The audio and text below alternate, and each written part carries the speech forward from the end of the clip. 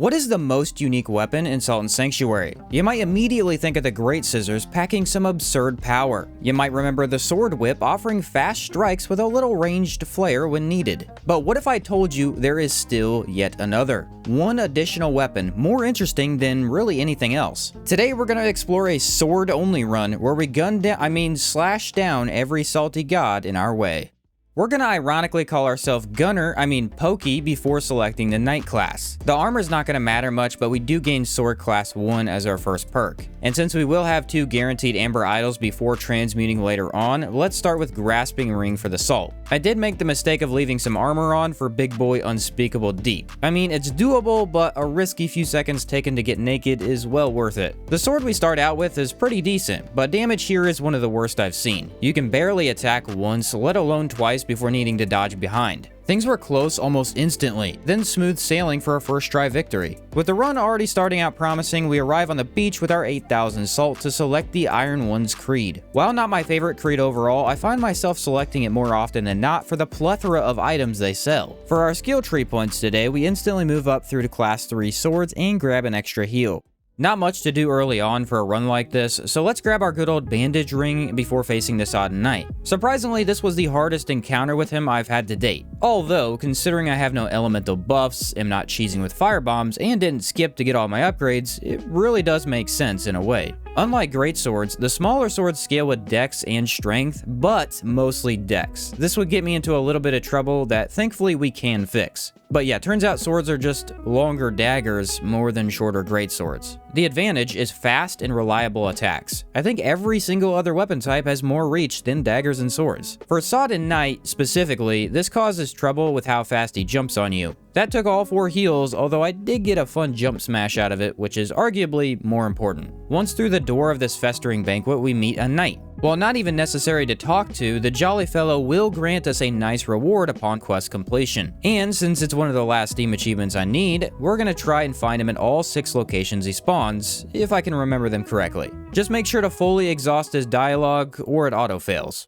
Down at the 3 Sanctuary, we upgrade the sword to +2. The Wrapped Link is just a must, although we won't face the Queen of Smiles just yet. Mossy Charm is a decent choice for faster attack speed, but I think we're going to get more out of the Pale Charm, increasing attack reach. Oddly, both are right next to each other, well, at least close anyway. And of course, the Bright Coral Ring is in these woods as well, which is never a bad ring for any run. Stamina is king after all. Kraken Cyclops will be our target, as defeating him drops a key. Said key can be used to bypass the next 3 bosses for now, which I had never done before, though it's actually really simple to do. Someone mentioned to me that the one-handed moveset of swords was actually better than the two-handed. While it isn't that different in the grand scheme of things, I agreed one-handed does feel better. Whether it's faster, whether it's a nicer moveset, whether it was just a placebo effect altogether, she was a perfect match for our giant friend. Of course, ideally, you're gonna pair up a sword with any decent shield. Sword and board is classic for a reason after all, though I force myself to avoid shields. In a game like this where shields are actually very effective, they feel like cheating almost, at least for specific weapon runs. So no shield today, even though you probably should use one in the same situation. Not flawless due to the giant's aggressive second phase, still nothing too challenging though, even with slightly lower damage than usual. For the skill tree, we're gonna go up to 19 strength and 18 willpower. Dex was a better option, but I did not know this ahead of time, so whoops. False Jester is interesting because he has 2 entrances to his arena, one in the front and one you can slip in through the back. Going in from behind does require the Cyclops' defeat for a green key. Get your hands on it and you can skip the Jester altogether. Don't worry, we'll be back. For now, the Jester grants us his outfit in this chest and more importantly, the Totem or Gravity Swapper brand. Vertigo brand is actually its name, but come on, who calls it that? On our way to the Castle of Storms, I finally stopped by the Nomad to purchase 21 stained pages. Elemental buffs never hurt anybody. Well, I guess they hurt my enemies, but I feel perfectly fine about it. The second location we find our friendly knight at is near the Mending Band, left of a sanctuary and right above a shortcut elevator. Actually hard to miss this one in my opinion. For whatever reason, the Kraken Wyrm's tail swipe was really catching me like every single time. I don't usually have trouble with that specific attack, but it seems me predicting it too quickly was causing my dodge to move into it rather than past. I was told, however, that apparently if you just dodge and then jump, it clears the tail every time. So on the second try, things went way better. Now you can dodge straight into him no matter what to clear all of his 3 moves for a simple jump to save you just in case. Dang, that makes Mr. Wyrm here much easier. The sword was actually staggering quite well, with the dragon flying up every chance he got. Like, come on man, get down here and fight me. We did get another fun finish, as I held myself over fire like a barbecue. But instead of me getting cooked, it was the dragon who went up in flames. Now having access to the wall jump brand, we continue to boost strength, even though that's not really the play here. This is what happens when you don't check the scaling of your chosen weapon before starting a game. Heading towards the dome, we meet our friendly knight once again, this time outside the Red Hall Sanctuary. He's contemplating whether or not to move towards the dome or move below into Haggard's Cavern, which I find funny because you, the player, can do the same thing. He chooses the cavern because apparently it's less terrible than the dome. Not really good news to hear as we walk to that very location. Inside the dome, I collect the amber idol left of the sanctuary and buy a new sword. I already have a different sword in mind for this specific run, but I did have the resources to make the Tachi as well. So with no upgrades on it, mind you, I tried a new weapon against the Untouched Inquisitor. Fire buffs are really easy to buy from the iron ones, which seriously wrecks this bladed fellow. The coolest aspect, however, was how gosh darn fast this blade was. Already being quick, we added on the charm to boost its speed further, which just felt ridiculous. Ran into a bit of trouble when some ghosts managed to enter our arena, but overall I was dumbfounded. This random, seemingly insignificant sword was awesome. Actually made me consider doing a separate sword run just to use this instead. Seriously, if you want a legit sword run, this one is a hidden gem. Now with our final main obstacle dealt with, we can get the actual weapon we want to use. Sadly, you're gonna need Whisper Lady's ashes, invisible ghosts who shoot electricity at you. These files let you see them, but when the item doesn't drop for around 20 minutes, you run out of those pretty quick. No joke, this item just would not drop for some reason. I even went back to throw on the Kismet ring for better drop rates and still nothing. We all know farming's the worst because when you want something, it never drops. When you don't care, it's the first thing you get. Typical video game propaganda, if you ask me. Eventually, we were able to acquire 1 Whisper Lady's ashes, which along with our amber idol and any sword can be transmuted into flint and steel. One of the most unique weapons in Sodden Sanctuary. Time to buy max bullets really quick and head back for some fun. All the way back at Queen of Smiles, we see that this sword is no sword at all. It's a freaking gun! When one-handing the weapon, you can use any normal attack to swing as a normal sword. When using the heavy attack, it fires bullets if you have them equipped in the middle slot. This lets you fire bullets whenever you like, while also being an aggressive up-close swordsman at the same time. Now you might immediately be asking, why not just use a pistol and sword, ultimately being the same thing? Especially since using an elemental buff on a weapon already increases pistol damage. The advantage, my dear friends, is twofold. First, you don't need to level into pistols at all in the skill tree. Nope, this is a sword after all, only requiring you to reach sword class 2, which is available almost at the start of the game. Secondly, charms. Regular pistols take up your charm slot, preventing one from being equipped at all. Basically, you get the highest possible damage from bullets while not building into them. Also consider the fact that you're using ranged damage, which allows you to stand outside a boss's attacks for free damage. It's really good, and a fun weapon. Although it will come with one huge downside we'll talk about soon. Just under this arena, we make sure to grab the plus 10% damage charm because bullet damage is our best bet. That one big downside I was talking about didn't really come into play against the Mad Alchemist. He more or less stood there taking shots to the face. Emphasis on the more. And now that I think about it, this game might be the closest you can get to playing Bloodborne without actually playing Bloodborne. Having several weapons being made out of 2 different types, a gun sword definitely feels the most Bloodborne-esque. My mistake in increasing strength was making this much worse, and you really can't tell. See, this weapon scales purely in dex. 100% dex scaling, meaning I wasted 30-some levels in that strength stat. No worries, as you can get many different gray pearls to make up for it. Still, don't make the mistake I did. There really isn't a better way to finish off bosses either. Next, we're gonna throw on the Jester set because a sword-only run using a gun is sort of clownish behavior. Though up against the false Jester, we can finally talk about that one big downside attached to the flint and steel. I'm not sure why, but the reload speed on this thing is almost double that of regular pistols, locking you in place for a while, unable to dodge attacks if you don't wait for the perfect opening. Remember that Jester here is one of the fastest and most jumpy bosses in the game. Well, that becomes an issue. For some reason, jumping and then firing a shot seemed to speed up the time before you could dodge again. Not by much, if at all, I just noticed it felt faster. Realistically, the best way to use this weapon is to pick your battles. A faster, more aggressive boss is not going to let you shoot very often, but might be the perfect opponent for sword slashes. Then if you get a slower boss who stumbles around more, blast him. Better yet, you can use both attacks against bosses if you're able to learn which times they do or do not attack, creating a very dynamic playthrough. Ultimately, it turned this run into what's the better mode for each boss. So let's find out. After quickly joining the Devara Creed for plenty of blessed pages, I was forced to use fire instead. Third Lamb goes down easily to the stuff, and why make it harder than it has to be? This is actually a great fight for either mode. You can fire at will when the beast is using melee, as each doesn't reach you. As soon as lightning starts getting summoned in, you roll through for a few smacks on his behind. While it was definitely challenging to avoid damage on occasion because of spamming shots too much, this was one of the easier Third Lamb fights that I've had. Heck, anytime I first try him, I'm perfectly happy. Another really nice aspect of this sword is it upgrades with normal upgrade materials. Soldier, Lord, and King's Orders, which are arguably the easiest to find with no farming. Hardlight brand now available. We're back in Castle of Storms? Yes, it turns out you can access a smaller area just above the Thief NPC. It requires the Hardlight brand and will have you jump up to a chest containing the Assassin's armor set. Class 3 light armor we won't be able to wear for a while, but the gloves grant +3 in dex. Obviously really useful, and yet another thing I did not know about before this run. The Tree of Men is Tree of Men. Good to have that ranged option because reaching his head with melee is tough in general. Too bad the fiery mechanism does everything he can to burn you. Shock bullets might have been a really good bet with his weakness to them, but I hadn't bought any yet, so regular is gonna have to do. Hanging men, they go down easy enough, and after enough patience, the metal behemoth is blasted down as well. Now inside the cavern, we can equip the Trickster's brand for +3 dex.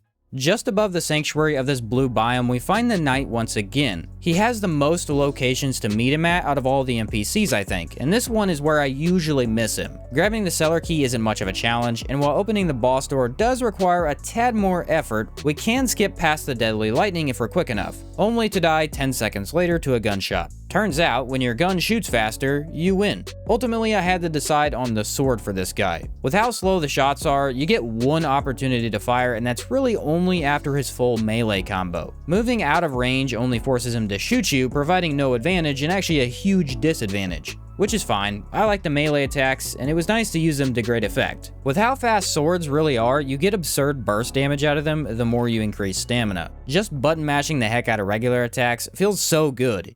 Stench Most Foul ended up being the most interesting fight for me, as the sword gun is both extremely powerful here and pretty bad. Obviously, having a ranged shot for this large flying target means we get to take down his health anytime we feel like it. Slashes are fantastic, and the gunshots work when I need them to as well. Only problem is the small mouths. I mentioned this in my pistol-only run, but melee attacks can hit multiple targets in one hit, while gunshots do not. This means any flying mouth can block damage to the boss, while the boss can also block damage to the little guys. When focusing on only ranged shots, the flying baby mouths become a swarm you really can't handle. In the end, I would have to say melee is far superior, as the boss is often down in your range anyway. Of course, I throw that out the window anytime I can get a flashy gun finish. Replacing the bright coral ring with mossy ring for stamina regen seemed useful to me. With the red bar brand now acquired, we finally have class 3 light armor, letting us wear the assassin set. Actually, it looks really good with this sword, and again, the gloves do grant +3 dex.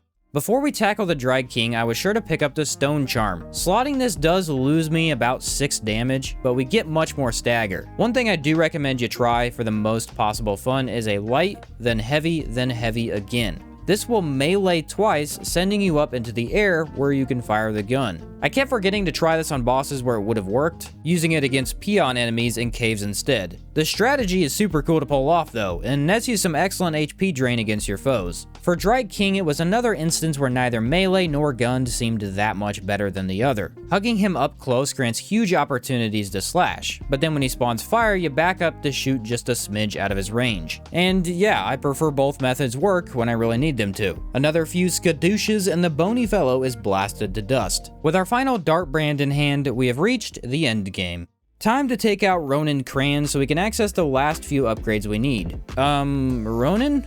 Ronin, buddy, are you okay there? My suggestion to anyone listening would be this. If someone is pointing a sword at you, all cocked back and loaded up with bullets, your best bet is not to stand completely still waiting to see what's going to happen next. I tried melee a bit, which was way worse than bullets in terms of damage. That's a first, but not completely unexpected with his heavy slash resistance. One last jump attack and he's down for the count. Behind him we can access a single Lord's Order and a King's Order as well, although I need 2 more Lord's Orders, so we'll have to wait on those. And now we have access to the Bloodflower Ring, which is a nice boost in damage. Here at the Coveted is where the gun part of this weapon started to become the main feature we use. Patience is key, letting us sit under each ghost as they rapid fire magic. The reload speed doesn't even come into play, with all the ghastly attacks being separated by good chunks of time. I was able to level into 1 more heal right before this, making any damage taken not too devastating either. All the AoEs sent out from this axe when it lands or gets picked back up is a non-issue as long as you fire just at the end of your range, giving you a really nice measuring system that stays consistent through the rest of the boss fights. 2 heals used, but all things considered, one of my better encounters with these guys, I think. Just under the arena here, we can speak with our good knight buddy once again, where he says he plans to head into the woods next. Sadly, I lost every bit of salt we just earned to the pesky spindle beasts prowling around under Pitchwoods. You might be wondering why I didn't upgrade at the sanctuary before leaving. Hey, I don't go asking sensible questions over where you work, now do I? 3 more Lord's Orders can be found in between some Horse Knights, but before leveling up the weapon, let's get Carsjaw out of the way. I finally decided to try lightning bullets, and once again, since my pistol only run, I don't care for these things at all. Dodging a little too early on the downward pokes left me defeated, so let's swap back to regular pellets before trying again. You will almost always get hit if you spam shots. Melee is going to be much easier to handle, but I think the shots were doing way better damage. Just as long as you pay attention, it's all good. Especially the more he summons blades from underneath you, the more time you have to react. He got me close near the end, but that's nothing a nice explosion from my sword can't fix. Do be sure to continue back behind this arena as the knight stands here at his final location. Speaking to him, we are rewarded a King's Order. Probably the least useful quest reward since you can get one right before this, but at least I finally have all the Steam achievements done for this game. Ah crap, apparently I'm still missing just one. Become the new Lord of the Island. Well, don't know how to do that just yet, but good news is we can max out our flint and steel sword, for its max potential to be displayed. I decided to gun down the Bloodless Prince next using all those shock bullets I had bought. These aren't helpful for the most part, but really good against Bloodless Prince at least. And I was having a weird amount of trouble with this behemoth today. For some reason he was swapping sides at the last second as I rolled through his legs. Usually he continues bashing that one side, but no, I guess we have to make things difficult. Upon my defeat, I wasn't even upset, just kinda confused. Second attempt fared far better as I pulled off something different this time around. If you stay just out of his range, you can get easy free shots off and force him to belly flop almost exclusively. In the past, I've tried to avoid this attack as much as possible, though it isn't as hard to avoid as I originally thought. Simply rolling into the center of his legs will nullify the initial damage and secondary AoE. After I figured that out, it was nothing more than dodge shoot and dodge shoot some more. Check out this ending though. Shot him down with a belly flop about to land right on top of me. Seriously, this weapon can get some cool finishers. I love it. Something interesting happened in Mal's floating castle. When you defeat one of the mimics up here, you're granted the Silver Salt Charm. Well, that thing is garbage because it consumes your salt on every attack to increase damage. Oh wait, it's a 25% damage bump? Yeah, apparently this is a massive boost in damage that really doesn't use that much salt either. Most of the time you just gain it back from kills anyway. So this is actually what I used for my final charm because our damage went from 78 attack to 98. That's a really nice boost. Also, this happened. Hello, Dome of the Forgotten. Did you miss me? Mal is really easy for several reasons. Our massive increase in damage from just that charm helps quite a lot. You can walk her backwards around the arena for free damage, and we can mostly heal through any damage we take. The timings are really tight with this long animation, but typically all her magic takes at least a few seconds to activate. The triple combo, however, is scary as she uses that in an instant, though she also becomes more predictable with that move as well. First try on Mal is a welcome sight to see. Witch of the Lake, on the other hand, ended up being the hardest boss of this run. It wasn't that bad, but she did take quite a few tries to nail down. Gun is much better because flying boss means melee is no good. Problem was, I was being forced into her Gatling gun attack every single time. While I thought I had figured her out easy peasy last time, she was proving that good RNG for her means bad RNG for me. Go figure. Honestly, it only took around 5 or 6 tries, which is not bad at all. On the last attempt, she was using her prong melee attack much more often, making her so much easier to deal with. It was kind of weird because her magic balls were lagging the crap out of my game. Never usually happens, but I guess she thought I needed the extra challenge. Nothing crazy on the finish here, as just taking out the witch is reward enough. I got lost in the alchemy area, which really isn't that much of a surprise. And then the Unskinned hit me with a disgusting combo twice in quick succession, after I was having so much fun gunning down the mage too. Because, unlike almost any other run, the mage takes excessive amounts of damage from every bullet. Since you really almost never defeat her first try, I decided to go for it. Troublesome enough getting shots off as the brute loves to rush you any chance it gets, though she takes hardly any time at all to vanquish, leaving her lovely looking monster left locked in a 1v1. For some reason, he really wanted to headbutt me this entire time, which is funny because it gives me the best chance to attack. So have at it, big guy. And with him just standing there helpless, I fire one last bullet from my glowing sword. Fun stuff. Really quick, I wanted to check in with my Creed leader and see how many items I happened to pick up. Turns out I had 4 of them done without even trying. Using each, I was able to pick up Pages of Light, each lasting much longer than Blessed Pages, so I don't have to stop and buff near as often. Somehow I didn't make the jump down towards the boss. Why am I showing you that embarrassment? I don't know. I'm a glutton for punishment, I guess. Down at the Forgotten King, it's as messy as usual. Gun only is practically all you need towards the end of the game, as most bosses have less health, but more to deal with. The mage, as always, is pretty annoying, since I can't dodge nearly as soon as I would like before each wave hits. The knight goes down first, so I can now hopefully focus more on the mage. Again, these flying cretins are almost always the last to go, so it's nice when you can level the playing field a bit more. Just 1 second a stagger gets off and we can finally finish it for a 1v1. Funnily enough, the king himself is extremely weak and will apparently loop into the same jumping move when he's left alone. That's perfectly fine with me. We've got more than enough DPS to down him in around 6 shots. Sitting at a nice level 69, we're 21 wasted strength, which I brought down a lot, 12 endurance, 46 dex, and 17 willpower. Actually worked out okay considering I was goofing it up early on. Kraken Dragon is actually no major obstacle at all. Guns are, in my opinion, one of the best weapon types for this guy. Why would a sword gun be any different? The one big takeaway here is there's a really cool way to dodge the lightning spikes I learned from the comment section. So with a light roll, you can dodge all the way through him and be fine every time. Without a light roll, however, this becomes a little bit harder to do if you aren't ready. Another option is to just walk up to him and hug him. Doing so makes him think you're gonna dodge behind, forcing his last lightning spikes to be placed on his other side, granting what could be the best possible chance for you to deal damage and negating a really troublesome move. Also, just jump when he melees. That was really effective, kinda surprised me. He goes to jump on us, but no sir, not today. Nope, this is the wrong time to try something like that. I was a little worried for Nameless God with his slash and holy resistances being pretty high, but, well, it went better than ever. Magic is definitely an issue if you fire instead of getting ready to jump up the wall, but as we recently learned, ranged attacks are this Dark Lord's greatest weakness. Just stand right outside his sword length and you can get to shooting him after every attack. I will admit to missing more often than I would like because it can be hard to tell exactly when you need to fire. But just like the assassin armor I'm wearing, I myself have become a weapon of untold power. The patience to only attack when necessary never fails. Take that, Nameless God. You might have a bigger sword, but mine packs more bang for your buck. Literally. Easy first try, boys, that's what I'm talking about.